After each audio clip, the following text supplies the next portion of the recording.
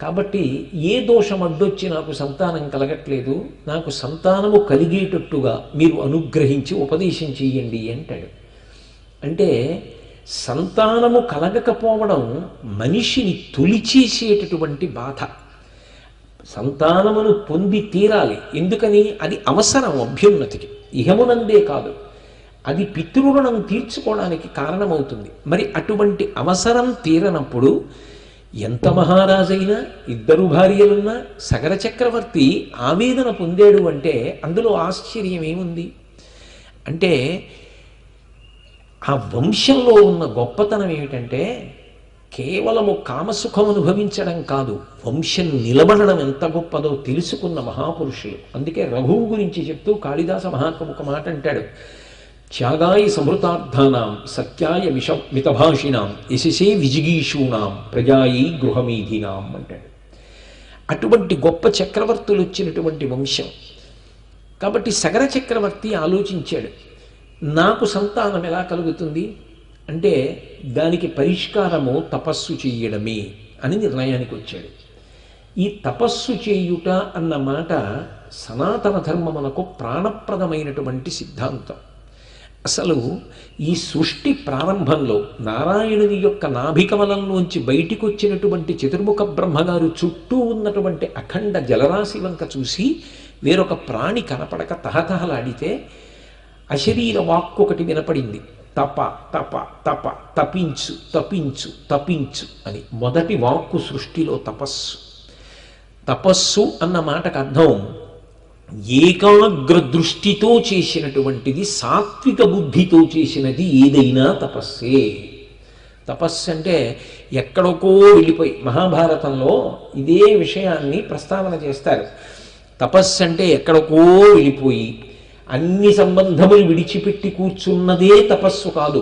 శృణ్వంతపః, 2 గంటల పాటు ఏ ఇతర విషయము మీదకి దృష్టి మరలకుండా ఏకాగ్ర చిత్తంతో ఒక విషయాన్ని వింటున్నాడు అనుకోండి, అది తపస్సు. 2 గంటలు ఏ ఇతర విషయము మీదకి దృష్టి వెళ్లకుండా ఒక ధారగా భగవత్ సంబంధమైన ఒక విషయం మీద మాట్లాడాడు అనుకోండి, తపస్సు. 2 గంటలు శాస్త్ర సంబంధంగా భగవత్ సంబంధమైనటువంటి విషయాలు, కీర్తనలు, ఒక వ్యక్తి పాట పాడాడు అనుకోండి, తపస్సు.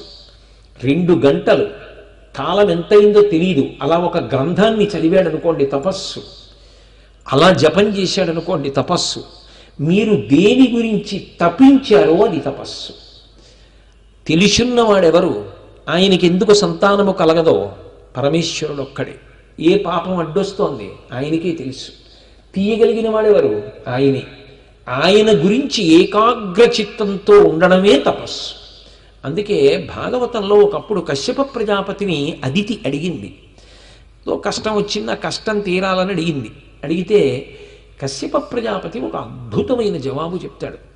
భగవంతున్ పరమున్ జనార్దనున్ కృపాపారీడు సర్వాత్మకున్ శ్రీహరి సేవ చేయుమతడున్ సంతుష్టుని పొంది నీకవు ఇష్టార్థములెల్లనిచ్చు అఖిలార్థవ్యాప్తి చేకూరిడి భగవత్సేవల పొందరాది బహు సౌభాగ్యంబులను ప్రేయసి అంటాడు.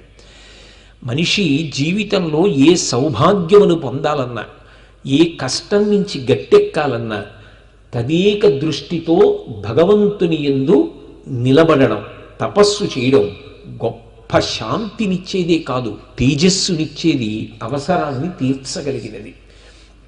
అది శాస్త్రము చేత ప్రతిపాదింపబడింది. శ్రద్ధ అన్న మాటకు అర్థం ఏంటంటే, నేను ఇంతకాలం భగవంతుణ్ణి పట్టుకున్నానండి, ఇంతకాలం శాస్త్రం పట్టుకున్నాను, ఏమొచ్చింది నాకు అని వదిలిపెట్టడం శ్రద్ధారాహిత్యం కాదు. దోషము నాయందున్నదేమో కానీ గురువాక్యమునందు, శాస్త్రమునందు, ఈశ్వరుని యందు లేదు.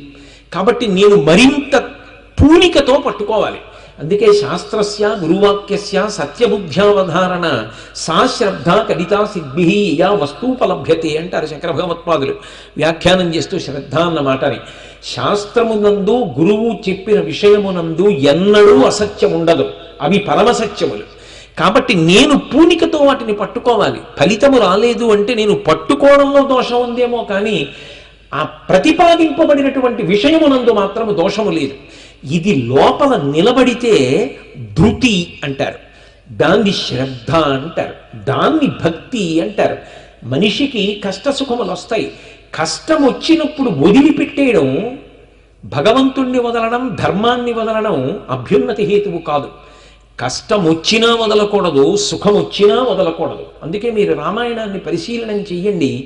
ఎంత కష్టంలో ఉన్నా రాముడు తాను చెయ్యవలసిన విహిత కర్మాచరణమును విడిచిపెట్టాడు, ధర్మాన్ని మాత్రం విడిచిపెట్టాడు. అది శ్రద్ధ, అది సాధన బలం మనిషికి. దాని చేత మనిషి ఊరట పొందుతాడు. అటువంటి ఊరట పొందడానికి కారణం ఏదైంది సగర చక్రవర్తికి అంటే తపస్సు. కాబట్టి ఆయన, నేను తపస్సు చేసి నా అవసరాన్ని తీర్చుకుంటాను, దానికి కావలసినటువంటి ప్రశాంతమైనటువంటి వాతావరణం ఎక్కడుంటుంది? అంత పవిత్రమైనటువంటి భూమి కూడా అయి ఉండాలి. దేవభూమి, హిమవత్ పర్వత ప్రాంతంలో భృగు ప్రస్రవణము అనబడేటటువంటి పర్వత ప్రాంతానికి చేరుకుని తన ఇద్దరు భార్యలు తనకి శుశ్రూష చేస్తూ ఉండగా ఎంత కాలము గడిచిపోతోందన్న దానితో సంబంధము లేదు. సమయాన్ని మరిచిపోవడం తపస్సు. అంటే కాలము గడుస్తోందన్న విషయము స్ఫురణ యందు తెలియకూడదు. అంతగా మగ్నమైపోవాలి చేస్తున్న విషయంలో. అలా దృష్టి కేంద్రీకరింపబడితే శరీరమునందు కూడా కదలిక ఉండదు. కదలిక లేకుండా ఏకాగ్ర చిత్తము చేత విషయమునందు నిలబడగలుగుతాడు.